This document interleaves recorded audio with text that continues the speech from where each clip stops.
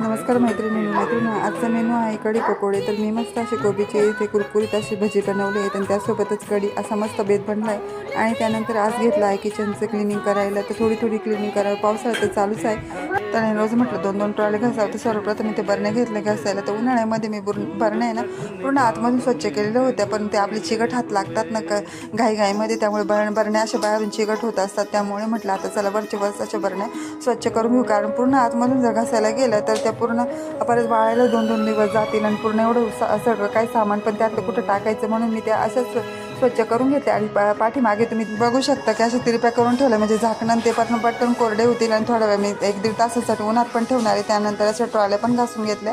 आता हे आज थोडंसं ऊन पडलेले ते थोड्या वेळासाठी मी बाहेर ठेवते, तोपर्यंत आता नंतरून किचन पण क्लीन करून घेते। तर किचन आणि माझं बेसिंग जरा जवळ की त्यामुळे सगळं काही जास्त भांडी धुतलं तर पाणी गॅस खाली जातं। तर अशा पद्धतीने माझी आजची क्लिनिंग झाली। तर मैत्रिणी चॅनलला लाईक शेअर सबस्क्राईब